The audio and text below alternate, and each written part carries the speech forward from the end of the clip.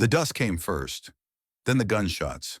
Thomas Reed squinted through the swirling cloud of earth and sky, tracking the riders vanishing into the Texas Badlands.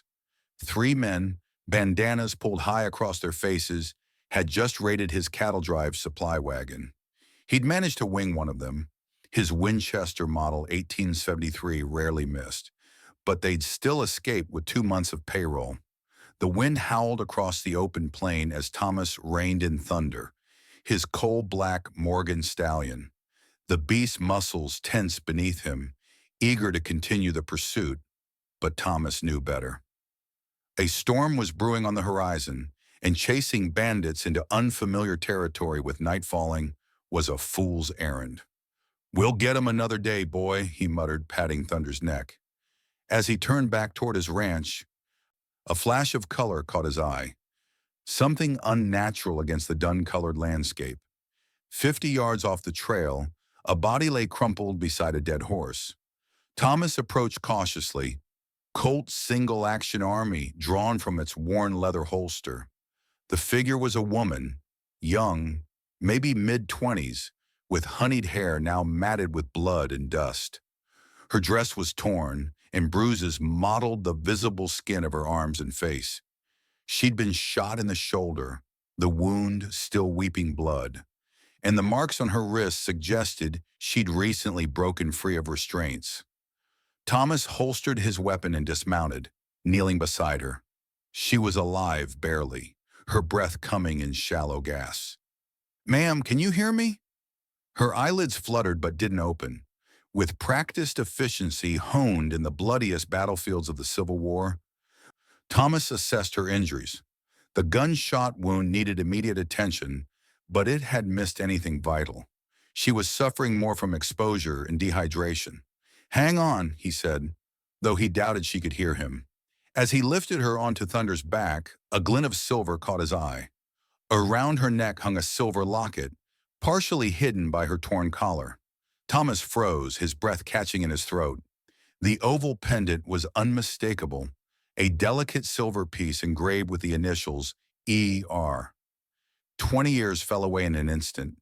He'd commissioned that locket from a silversmith in Dallas before riding off to war, a parting gift to his young bride, Emma. The same locket she'd been wearing when the Harrison gang attacked their wagon train in '65. The same locket that had vanished along with her. Thomas's hands trembled as he secured the unconscious woman across his saddle. Questions would have to wait. Right now, she needed medical attention, and the coming sandstorm would swallow them both if they lingered. Redemption Ranch appeared on the horizon just as the first heavy gusts of the storm hit.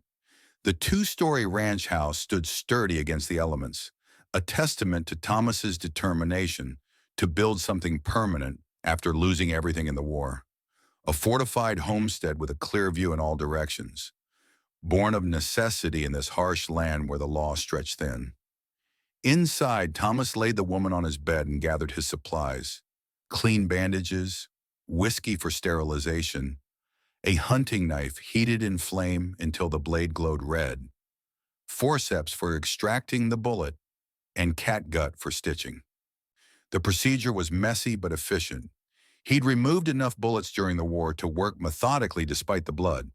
When he finally extracted the lead ball from her shoulder, a .44 caliber, likely from a Remington, he cleaned the wound with whiskey and bound it tight. As he worked, his mind raced. The locket, Emma's locket. How had this woman come to possess it? Had she stolen it? Or had she known Emma somehow? The woman stirred as Thomas finished tending her wounds. Her eyes snapped open, revealing irises of startling blue. She immediately tried to scramble away, terror evident in every line of her body. "Easy," Thomas said, raising his palms. "You're safe here. I found you in the Badlands. You've been shot." Her eyes darted around the room, cataloging exits, assessing threats, like a hunted animal. "Who are you?" Her voice was hoarse from thirst. "Thomas Reed. This is my ranch." He offered a cup of water, which she eyed suspiciously before taking with shaking hands. "What's your name?" She hesitated, weighing her options, then replied, Catherine, Catherine Harper. Who shot you, Miss Harper? Catherine's hand instinctively moved to the locket at her throat. The gesture didn't escape Thomas's notice. His men, she whispered. I escaped, but they followed. Whose men? Maxwell Stone's. The name emerged like a curse. He purchased me from my stepfather 6 months ago to be his wife. Bitter laughter escaped her cracked lips. Can you purchase a wife, Mr. Reed? Like cattle at auction? Thomas's jaw tightened. No, ma'am, you cannot. He knew of Maxwell Stone. Most people in 3 counties did. A land baron who'd appeared 15 years back, buying up failed ranches after the drought of '70, amassing an empire that now sprawled across thousands of acres. Stone had political connections, hired guns, and a reputation for ruthlessness. He'd also buried 3 wives. Each death ruled an accident. That locket, Thomas said, nodding toward her throat. Where did you get it? Catherine's hand closed protectively around the silver oval. It was my mother's. Stone took it the day I arrived at his ranch. Said it was too fine for everyday wear. Her mouth twisted. I saw him take it out at night sometimes, when he thought I was asleep. He'd stare at it for hours. Thomas felt cold certainty settle in his gut. Stone's obsession with the locket, his interest in this young woman, none of it was coincidence. I took it back, Catherine continued, defiance flashing in her eyes. When I escaped, it's all I have left of her. Your mother, what was her name? Hannah Morgan. The name meant nothing to Thomas, but that didn't rule out a connection to Emma. He wanted to press further, but Catherine's strength was fading. Her eyelids drooped despite her obvious effort to stay alert. Rest now, he said. We'll talk more when you're stronger. As she drifted into uneasy sleep, Thomas moved to the window. The storm had arrived in full force, sand and dust obscuring everything beyond the corral. It would keep Stone's men at bay for now, but Thomas harbored no illusions.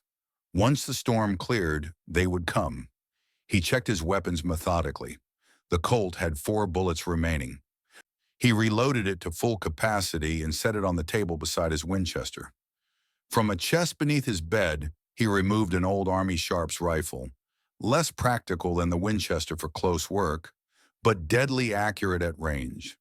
Thomas had spent 20 years building this life from the ashes of his past.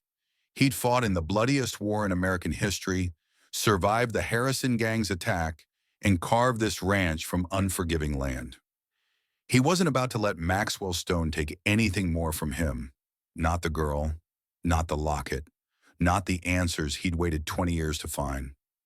Dawn broke with eerie stillness, the storm having blown itself out during the night. Thomas stood on his porch, coffee in one hand, Winchester in the other, scanning the horizon for movement. Nothing yet, but they would come. Men like Stone always came for what they believed was theirs. The creak of a floorboard announced Catherine's presence. She dressed in clothes Thomas had found, his old shirt and a pair of trousers held up with suspenders, rolled at the cuffs but serviceable. You should be resting, he said without turning. I've rested enough. She joined him at the railing, her movements stiff but determined. They're coming, aren't they? Yes. She nodded, accepting this reality without fear. Then I should learn to shoot. Thomas appraised her with newfound respect. You ever fired a gun before? No. Frank, my stepfather, said women had no business with firearms. Frank was wrong. Thomas set down his coffee and retrieved his spare revolver, a Remington New Model Army, heavier than the Colt but reliable. This was my sidearm during the war. 6 shots, single action, means you cock the hammer back before each shot, like so. He demonstrated his movements practiced and efficient. Catherine watched intently, absorbing every detail. Plant your feet shoulder-width apart. Extend your arm, both eyes open. He guided her through the stance. Breathe out as you squeeze the trigger. Don't pull. Squeeze. Catherine's first shot went wild, the recoil nearly causing her to drop the weapon. But she adjusted her grip, set her jaw, and tried again. The kickback stronger than you expected, Thomas observed. That's what gets most newcomers. Here, try bracing your shooting arm with your free hand. He demonstrated, showing her how to create a stable platform. Catherine mirrored his stance, her determination evident in the set of her jaw, a stubbornness Thomas recognized from his own reflection. Her second shot clipped the edge of the can Thomas had placed on the fence post. Better. Remember to breathe. Inhale, then squeeze as you exhale. By her fifth shot, she was hitting her target consistently. By the 10th, she was developing a rhythm. Cock, aim, breathe, squeeze. You're a natural, Thomas observed, genuinely impressed. Got good eyes, steady hands. My mother was the same, Catherine said, lowering the revolver. Hannah could thread a needle in dim light. Said it was a gift and a curse. Thomas studied her profile against the morning light. Something in the set of her mouth, the angle of her chin. It reminded him of someone. Not Hannah Morgan, whom he'd never met, but... His thoughts were interrupted by hoofbeats approaching from the east. Thomas tensed, raising his Winchester, but relaxed when he recognized the rider. Sheriff Daniel Morgan, his oldest friend and one of the few lawmen in the territory Thomas trusted without reservation. Daniel was in his 60s now, silver-haired and weather-beaten, but he sat his horse with the same straight-back dignity he'd maintained since their days fighting together under Grant. Thomas, he called, dismounting with a grimace that spoke of old injuries. Figured I'd find you in the middle of whatever's brewing. Daniel, Thomas clasped his friend's hand. What brings you out this way? The sheriff's expression grew grave. Stone's on the warpath, claims somebody kidnapped his wife and stole a family heirloom. His gaze shifted to Catherine, noting the revolver in her hand and the locket at her throat. I'm guessing that would be you, miss. Catherine lifted her chin. I'm not his wife, Sheriff. Not legally, not willingly. Daniel nodded, unsurprised. Stone's gathered a posse, convinced Sheriff Matthews from the next county to ride with them. They're headed this way. Thomas's jaw tightened. How many? 8 men, including Stone and Matthews. When? By midday. But Thomas, there's something else. Daniel lowered his voice. I've been digging into Stone's past. Before he was Maxwell Stone, he went by Maxwell Harrison. Thomas went still, the name hitting him like a physical blow. Harrison, as in the Harrison gang, yes, Daniel confirmed grimly. The same outfit that attacked your wagon train in '65. I believe he specifically targeted your wagon. Targeted Emma. Catherine looked between them, confusion evident. Who's Emma? Thomas met her questioning gaze, the truth impossible to ignore now. Emma Reed, my wife. She was wearing that locket when she disappeared 20 years ago. Understanding dawned in Catherine's eyes as her hand moved unconsciously to the silver oval. Your wife. We need to prepare, Thomas cut in, unable to process the implications just yet. If Stone's bringing 8 men, we need every advantage. For the next few hours, they transformed the ranch into a fortress. Thomas positioned the Sharps rifle in the upper bedroom window, offering the clearest line of sight to the approach road. They moved furniture to create barricades, stockpiled ammunition at strategic points, and prepared escape routes if things went south. Thomas took Catherine through a crash course in combat shooting, not just hitting stationary targets, but firing from cover, reloading quickly, and moving between positions. You're not just learning to shoot, he explained, watching her reload the Remington with increasing confidence. You're learning to fight. There's a difference. I'm a quick study, she replied, snapping the cylinder shut. As they worked, Daniel shared what else he'd uncovered. Stone's first wife genuinely died of fever. The second and third, though, suspicious circumstances. One supposedly fell from a horse, the other drowned in a creek barely knee-deep. And no one investigated, Catherine asked. Stone has influence. Money buys a lot of blind eyes in these parts. Daniel paused. There's something else. I found a wooden box at your old homestead, hidden under floorboards. It had your mother's initials on it. Catherine froze. My mother's box. What was in it? Daniel produced a small wooden container with HM burned into the lid. Letters, a wedding photograph, and this. He pulled out a faded daguerreotype of a young woman in a wedding dress, standing beside a tall man in formal attire. Catherine gasped, recognizing the man immediately. That's you, she said to Thomas. Thomas took the image with reverent care. My wedding day, June 4th, 1860. Catherine stared at the woman in the image, the same woman whose portrait was inside the locket. Then she is Emma, my wife. Daniel handed Catherine a bundle of letters tied with faded ribbon. These explain everything. They're from Emma to your mother, Hannah. They were friends, taught at the same school before the war. With trembling hands, Catherine untied the ribbon and began to read. As she absorbed the contents, her face paled. She survived the attack, Catherine whispered. The Harrison gang took her. She thought she was with child afterward. She believed it was his, Harrison's, and couldn't bear for you to know. Thomas's heart constricted painfully. She thought I would reject her. She arranged for Hannah to take the baby, to raise it away from Harrison's influence. Catherine's voice broke. But the child wasn't his. The letter says she was already with child before the attack. Your child. Thomas felt the world shift beneath his feet. My child. Catherine met his gaze, tears streaming down her face. Me. I'm your daughter. The revelation struck Thomas like physical blow. His legs threatened to buckle as 26 years of grief transformed in an instant. His daughter, his and Emma's, standing before him, alive, when he'd believed he'd lost everything. The last letter, Daniel said gently, explains what happened after. Harrison, Stone, discovered Emma was alive. He threatened to find the child unless Emma agreed to become his wife.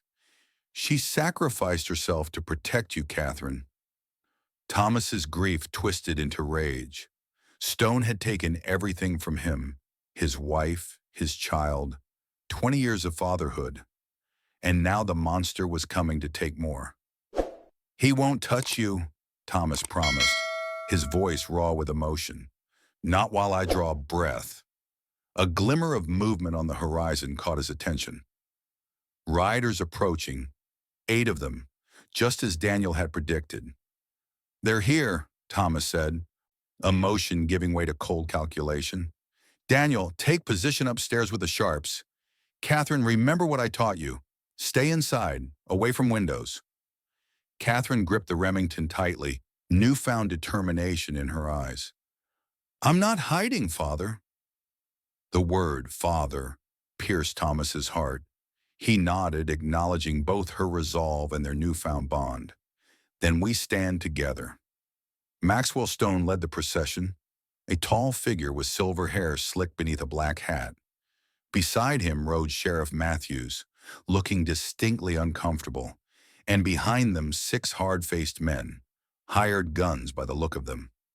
They halted at the gate, just within earshot, but beyond easy shooting range. Smart. Reed, Stone called, his voice carrying easily across the yard. I've come for what's mine. The woman and the locket. Hand them over. And this ends peacefully. Nothing here belongs to you, Stone, Thomas replied evenly. Or should I call you Harrison? A flicker of surprise crossed Stone's features, quickly masked. I don't know what you're talking about.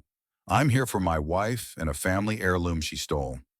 Catherine Harper is not your wife, Daniel interjected, stepping forward. The marriage was coerced and illegal, and we know what you did 20 years ago, Harrison.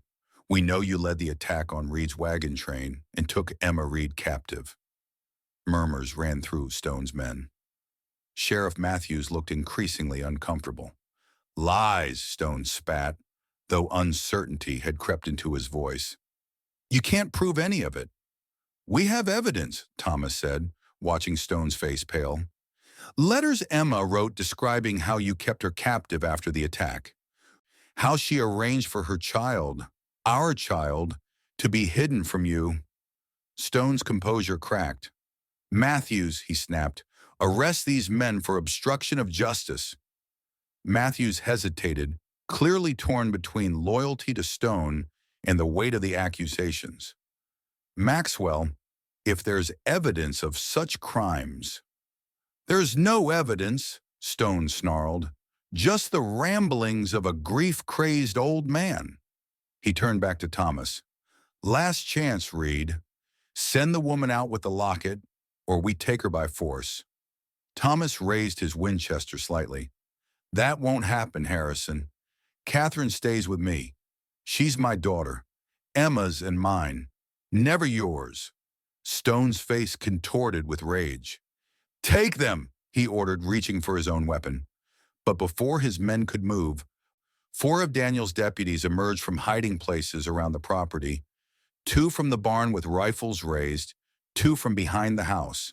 Stone's men, seeing they were outnumbered and outflanked, lowered their weapons one by one. All except Stone, who remained rigid in his saddle, hands still on his revolver, cold eyes fixed on Thomas. She was mine, he hissed, voice carrying across the suddenly silent yard.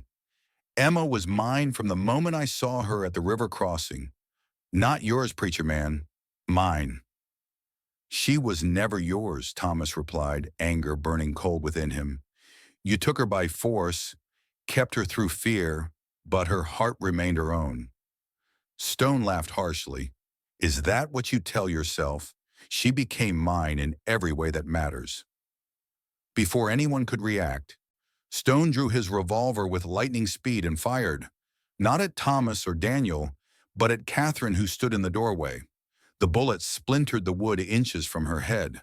Deputies returned fire as Stone wheeled his horse and spurred it into a gallop, breaking through the line of his own men. 2 of Daniel's deputies gave chase while the others secured the remaining men, including a now cooperative Sheriff Matthews. Catherine? Thomas called, heart in his throat. I'm all right, she answered, remarkably steady. He missed. Relief flooded Thomas as Daniel organized the prisoners. Stay with Catherine, the sheriff told Thomas. I'll join the pursuit. As Daniel galloped after his deputies, Thomas hurried to Catherine's side. Glass fragments littered the porch where Stone's bullet had narrowly missed her. He tried to kill me, she said, her voice reflecting bewilderment rather than fear.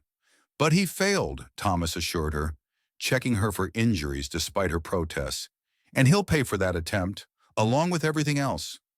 He knows who I am now, Catherine said thoughtfully. That I'm your daughter. Thomas nodded grimly, which makes him more dangerous than ever. Night fell with no word from Daniel or his deputies. Stone had escaped into the Badlands, wounded but alive. One of the deputies had reported seeing him clutch his side as he fled, suggesting a bullet had found its mark, not enough to stop him, but enough to slow him down. Thomas and Catherine kept vigil, the house secured against another attack. As they waited, Catherine read through the letters from the box, piecing together her own history. She loved you, Catherine said softly, looking up from a particular letter. Emma. She writes that not a day passed when she didn't think of you. Pray for you.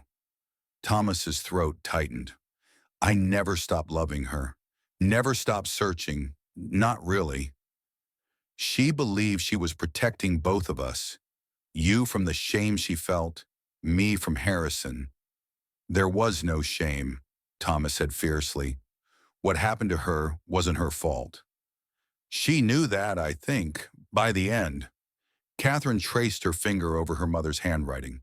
But shame isn't always rational. They sat in companionable silence. father and daughter united by shared loss and newfound connection. I have her eyes, Catherine said suddenly. Everyone always said I had my mother's eyes, but they meant Hannah. These are Emma's eyes, aren't they? Thomas studied her face, seeing the resemblance that had nagged at him since her arrival. Yes, and her determination. But you have my stubbornness. God help you. Catherine smiled, the first genuine smile he'd seen from her. Hannah used to say I could outlast a mule in a contest of wills. You get that from both sides, I'm afraid. A sudden noise from outside interrupted their conversation. Not hoofbeats, but the soft crunch of boots on gravel. Thomas extinguished the lamp, plunging the room into darkness, and moved silently to the window. Nothing visible in the moonlight, but Thomas's instincts screamed danger. Upstairs, he whispered to Catherine. Take the Remington. If anything happens to me, use the back stairs and ride for Daniel's office. Catherine nodded, taking the revolver and moving quietly toward the stairs. Thomas retrieved his Colt and moved toward the kitchen. The back door's latch lifted slowly, someone trying to enter undetected. Thomas positioned himself against the wall, waiting. The door swung open with excruciating slowness. A figure slipped inside, silhouetted against the moonlight. Behind him, Thomas could make out two more shadows. Stone hadn't come alone. One of the hands must have talked, Thomas realized. Stone had learned the layout of the ranch, the guard positions, everything. Thomas pressed the barrel of his Colt against the first intruder's temple. One move and it's your last. The man froze. From the kitchen window, Thomas spotted movement by the barn. More of Stone's men setting up positions. A floorboard creaked upstairs. Catherine was moving into position, just as they'd practiced. Thomas allowed himself a moment of pride. She was quick, adaptable. "Where's Stone?" Thomas demanded of his captive. Before the man could answer, gunfire erupted from outside. Daniel's deputies engaging Stone's reinforcements. Thomas knocked his captive unconscious with the butt of his Colt, then ducked as bullets splintered the window frame. He crawled to the staircase just as two more of Stone's men burst through the front door. Thomas fired twice, dropping one, while Catherine's shot from above took down the second. "More coming," she called from upstairs. Thomas reloaded, calculating options. They were surrounded, outgunned. "The back door," he called to Catherine. "We'll make for the root cellar." Catherine descended the stairs in a crouch. Remington held ready. Together they moved toward the kitchen, using furniture for cover as bullets tore through the house. They'd almost reached the back door when the world exploded in splintered wood and dust. Stone had blown the door apart with a shotgun blast. He stepped through the ruined doorway, shotgun in one hand, revolver in the other, blood seeping from a wound in his side. "Found you," he rasped, a maniacal light in his eyes. The family reunion. How touching. Thomas pushed Catherine behind him, Colt aimed at Stone's chest. "It's over, Harrison. Your men are being captured. Daniel will be back any minute." "Doesn't matter," Stone snarled. "I've waited 20 years for this moment, to take everything from you, just as you took everything from me." "I took nothing from you," Thomas replied, keeping his voice steady. "Emma was never yours to lose." "She would have been. Before you came along with your pretty words and promises." Spittle flew from Stone's mouth as 20 years of obsession poured out. "She was meant to be mine. Her child was meant to be mine." "But she wasn't," Catherine said, stepping out from behind Thomas. "And I'm not. I'm Thomas Reed's daughter. Emma Reed's daughter." Stone's face contorted with rage. He raised the shotgun, but Catherine was faster. The Remington barked once, twice. Stone staggered backward, the shotgun discharging harmlessly into the ceiling. But he didn't fall. With inhuman determination, he raised his revolver. Thomas lunged forward, knocking Catherine aside as Stone fired. Pain exploded in Thomas's shoulder, a familiar sensation, but no less agonizing than it had been 20 years ago on the battlefield. Catherine screamed as Thomas fell to one knee. Stone advanced, revolver aimed at Thomas's head. Now you'll watch her die, knowing you failed to protect her, just like you failed Emma. You're wrong, Thomas gritted through the pain. I didn't fail Emma. She chose to protect our child, even at the cost of her own freedom. That's not failure. That's love. Stone laughed bitterly. Love. She died hating herself, hating what she'd become. No, Catherine said firmly. Her letters show the truth. She never stopped loving my father, never stopped believing in him. Stone's face twisted with renewed fury. Lies! She was mine, in body and soul. You never had her soul, Thomas said quietly. Not for one moment. With a howl of rage, Stone aimed at Catherine. Thomas summoned every ounce of strength, launching himself forward. They crashed together, grappling for control of the revolver. Despite his wound, despite Stone's desperate strength, Thomas forced the gun aside. They struggled across the kitchen, each seeking advantage. Stone was wounded but driven by decades of obsession, a strength born of madness. He drove his knee into Thomas's wounded shoulder, sending waves of agony through his body. Thomas retaliated with a savage headbutt that broke Stone's nose in a spray of blood. The revolver discharged, the bullet embedding itself in the ceiling beam. Catherine circled, Remington ready, but couldn't get a clear shot as the two men struggled. Stone broke free and lunged for his dropped shotgun. Thomas tackled him from behind, both men crashing through the remains of the kitchen table. The shotgun skittered across the floor, out of reach. Stone fought like a cornered animal, all technique abandoned in favor of raw violence. He caught Thomas with an elbow to the jaw, momentarily stunning him, then scrambled for a kitchen knife. Stop right there! Catherine stood with the Remington leveled at Stone's chest, her aim unwavering despite the chaos around her. Stone froze, then slowly turned to face her, blood streaming from his broken nose and a cut above his eye. You won't shoot me, girl. You don't have it in you. My mother was Emma Reed, Catherine said, her voice steady. My father is Thomas Reed. I have more of them in me than you could ever understand. Stone's expression shifted from contempt to calculation. Your mother loved me in the end, he lied smoothly. Asked for me on her deathbed, not him. Another lie, Thomas said, rising to his feet. Everything about you is a lie, Harrison. Even your name. Stone's composure cracked, revealing the obsession beneath. She was mine. 20 years I owned her. 20 years while you thought she was dead. You never owned her, Thomas replied quietly, and you'll never own her daughter. Stone's hand moved to his boot, drawing a small derringer, his final hidden weapon. Before he could aim, Catherine fired. The Remington's report was deafening in the confined space. Stone staggered backward, surprise etched on his face as he looked down at the spreading crimson stain on his chest. He opened his mouth as if to speak, but only blood emerged. He collapsed to his knees, then toppled forward onto the floor. Maxwell Stone, born Maxwell Harrison, was dead. Thomas moved to Catherine's side, gently taking the smoking revolver from her trembling hands. It's over, he said softly. It's finally over.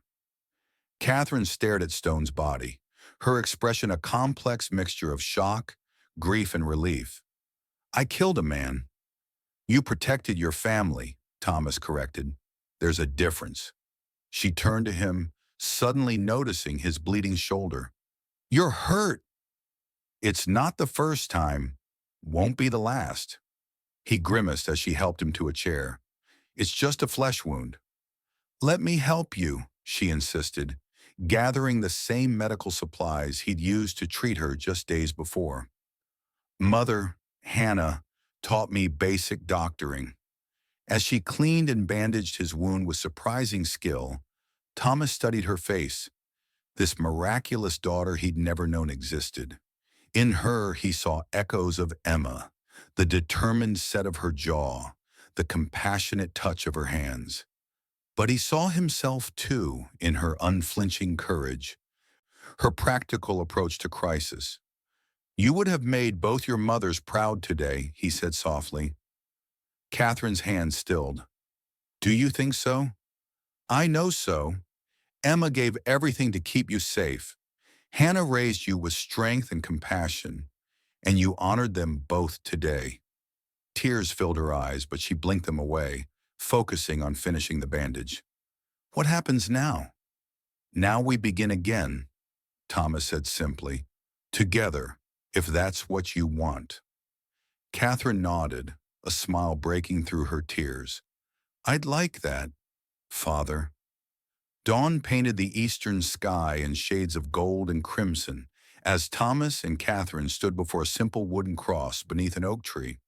Thomas had placed it there 20 years ago, a memorial to Emma, a monument to a death he now knew hadn't happened as he believed. Daniel had returned during the night with his deputies, handling the official matters surrounding Stone's death. Self-defense, clear and simple. The law, for once, worked as it should. "I've been thinking," Catherine said, her gaze fixed on the cross, "we should keep this, not as a memorial to how she died, but as a reminder of what she sacrificed for both of us." Thomas nodded, emotion tightening his throat.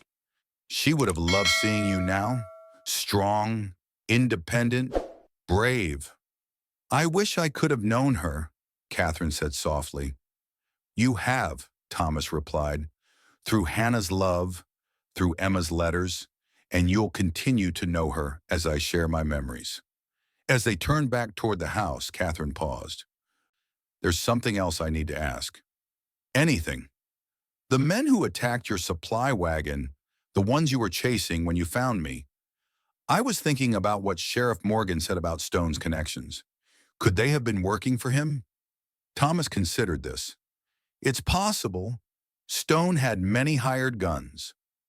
Then there might be more men out there continuing his work, more people suffering." Thomas studied his daughter's face, so like Emma's in determination, so like his own in its sense of justice. He checked his Colt, ensuring all 6 chambers were loaded. "Redemption doesn't end with one man's death," he said. "The hands we captured mentioned something about Stone's involvement in a larger operation. Gun running across the border, maybe worse." Catherine touched the locket at her throat, as if drawing strength from the 2 women who had loved her. "When do we start?" Thomas smiled, recognizing his own determination mirrored in her eyes. "First we heal, then we prepare. Justice has a long memory in these parts." Together, father and daughter walked back to the ranch house that would now truly be a home for both of them. Behind them, the rising sun cast their shadows long across the Texas earth, 2 figures united by blood, by loss, and by the promise of a future neither had dared imagine. 20 years of questions had found their answers. 20 years of loneliness had ended. And for Thomas Reed and his newfound daughter, a new chapter was just beginning.